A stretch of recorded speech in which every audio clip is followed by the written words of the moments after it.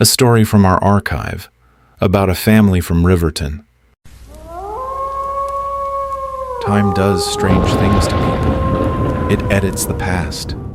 Some memories grow softer over the years, cleaner, brighter, until you're no longer sure what truly happened and what your mind added later. Other memories lose entire pieces, like someone cut frames out of an old film reel. But not this one. This story never faded, not a single detail. I've told it so many times I lost count. To relatives, to deputies, to friends, to strangers who ask the wrong question at the wrong time. And every time I tell it, I feel the same cold weight settle in my chest. So I decided to write it down, because I'm afraid that one day, if I stop remembering the details, only the fear will remain.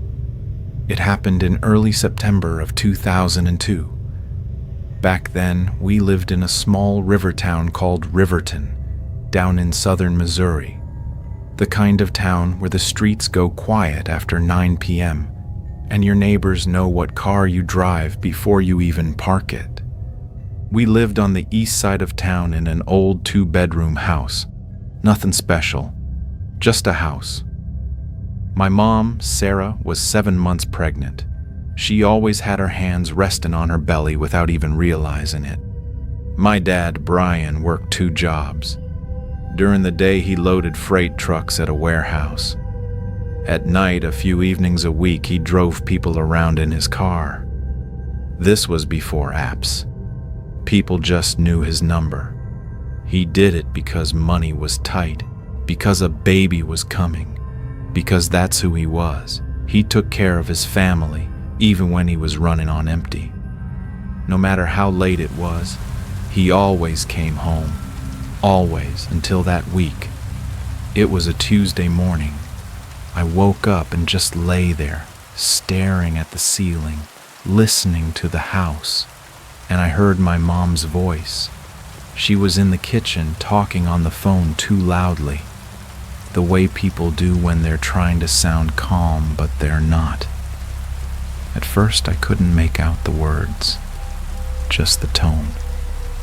Then I heard my dad's name, and something tightened inside me.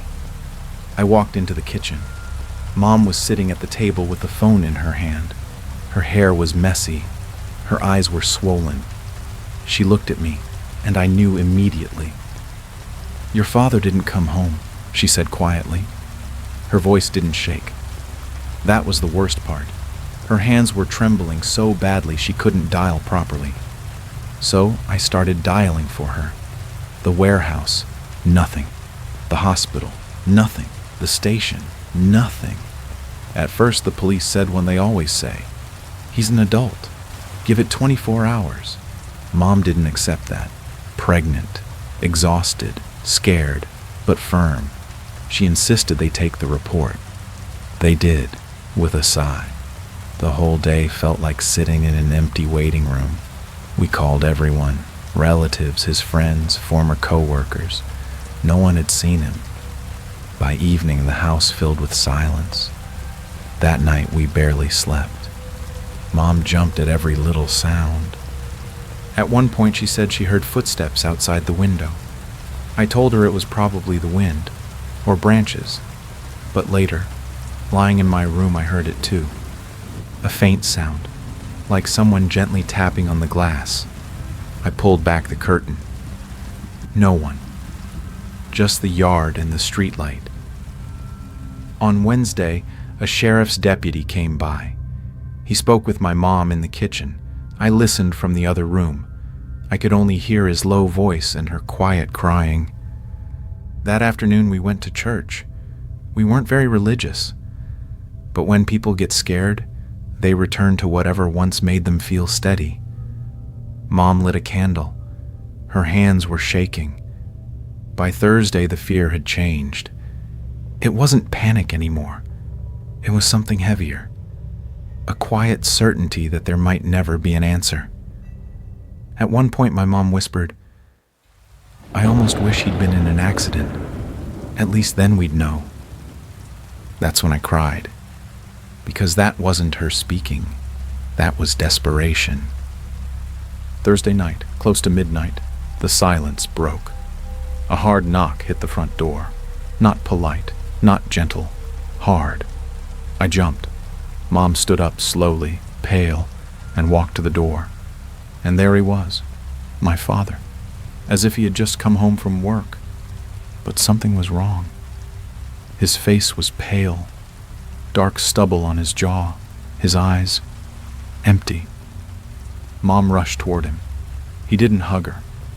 He walked inside without taking off his jacket or boots and sat down by the kitchen window, closed his eyes, breathed deeply, like he had just surfaced from underwater. Mom cried, asking where he had been. He stared at the wall. I said his name, quietly at first. No reaction. Louder. He flinched, looked at me, and in his eyes I saw something I had never seen before. Not guilt, not anger, emptiness. Let me have a drink, he said softly. I brought the bottle. His hands were shaking so badly he spilled some on my notebook. He apologized, drank, then again. Covered his face with his hands, pulled out a cigarette, snapped the match in his fingers. Mom lit it for him. He took a drag and began to talk. It started normal, he said. He had been parked near the riverfront looking for a fare, stopped at a small convenience store to buy cigarettes. When he came back to his car, an old man was standing there, very old, thin, bent over, holding a cane. He was shivering. He asked for a ride, said he'd gotten lost after visiting his son. No money. Buses had stopped running. Dad felt sorry for him, let him sit in the back seat. They drove.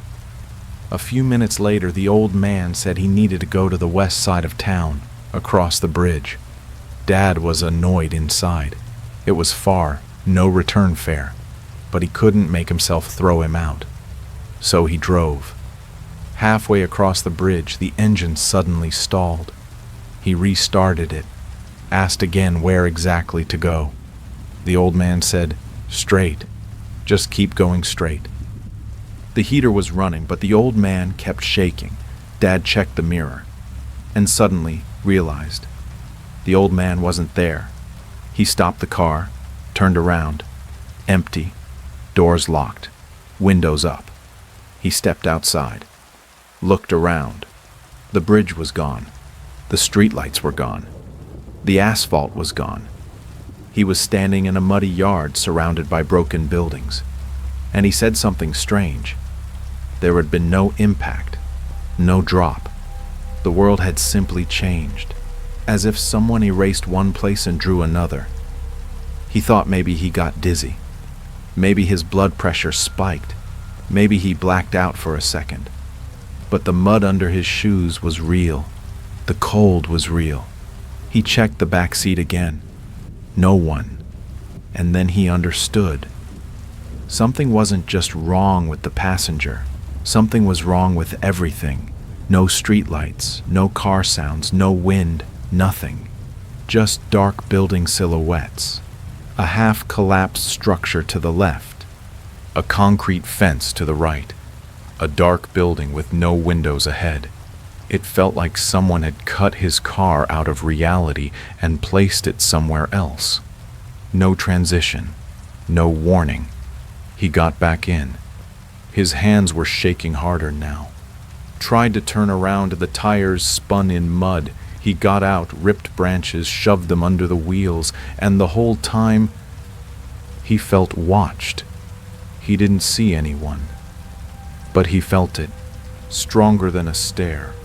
Like the air behind him was thicker. He finally managed to move, drove along the fence. His headlights didn't reach far. Darkness swallowed the light too quickly.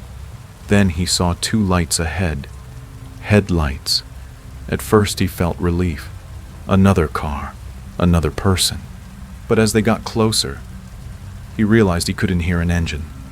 No sound. The headlights moved closer. Silence remained. He tried to turn again. Stuck. Jumped out. Hands barely working. He said he had never shaken like that before. Not from cold. From knowing something was coming. Slowly. Without sound. He jumped back in and floored it. The car skidded but broke free. Suddenly he was back on asphalt. Street poles on both sides. But the light from them was strange. They only lit a small circle around themselves. Beyond that, darkness. He opened the window, listened, and then he realized he couldn't hear his own engine. The motor was running. He saw the gauge, but no sound. He coughed, heard himself, tried to shout. The sound didn't seem to leave the car, as if the world outside refused it. He stopped, looked at his watch. 12 cows. Not moving. Frozen. He had picked up the old man around midnight, and now he couldn't remember how long he'd been driving. It felt like 40 minutes. The watch said 0. Then he saw movement in the distance, the same 2 lights, and he heard a voice from the darkness, soft at first, gentle, the way his mother used to call him as a child. Brian. Brian. He froze. The voice came again, lower, closer. Brian. At some point it wasn't in front of him anymore. It was behind him, right near his ear. He turned. No one. But the voice continued. No kindness now, only irritation. He rushed back into the car, closed the door, tried to start the engine, and the voice spoke again, inside his head, not outside, inside. He couldn't repeat the words, but he understood them. It was a call. He slammed the gas pedal down, drove blindly, not knowing where. The headlights behind him disappeared, but the feeling of being chased didn't. He reached an intersection, 4 roads, no signs, no signals, all leading into darkness. The car suddenly shifted, like someone sat in the back seat. He felt it clearly. Weight, presence. He turned slowly. No one. But the air grew colder. So cold the heater didn't matter. Ice in his chest. Then he saw her. A woman standing in the middle of the road. Long coat. Still. He honked. She slowly raised her head. Her face had no features, where her eyes should have been. Dark crosses. He knew then. He wasn't in his world. She lifted her hands to her face, shook, then turned and walked into the darkness, and dissolved. He kept driving, gas dropping, time frozen, until he saw gates ahead, iron, closed, a rusted sign, 0309-2001. He didn't know what it meant. Then the headlights appeared behind him again, silent. The gates began to open on their own. The sound was unbearable, not from his car. He pressed the gas. The car wouldn't move. The cold became unbearable. The headlights closed in. He tried to reverse. The gates opened wider. Beyond them, darkness, emptiness. He said he did the only thing he could think of. He closed his eyes and screamed, and everything vanished. The cold, the headlights, the gates, the silence. He felt himself standing in front of our front door. He was on our porch. When he finished telling us, the kitchen was silent. Mom wasn't crying anymore. I didn't know what to say. He drank again. Mom said they would go to church in the morning. He waved it off, said he would sit a while longer. Dawn came. I went to bed. He called my name. Study hard.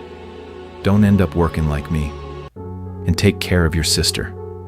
I nodded, turned to leave, and I swear, in the morning light he looked almost transparent, like sunlight passed through him. Later that day, Mom woke me up, crying. He was gone. The door was locked from the inside, the chain still in place. No car, no clothes, nothing, as if he had never returned. We never saw him again. And every time I think about that night, I remember what he said. Study. Take care of your sister. He knew. And if there is a place he went to that night, I want to believe they let him come back, just for a moment, to say goodbye. As long as we remember someone, they live. I remember you, Dad.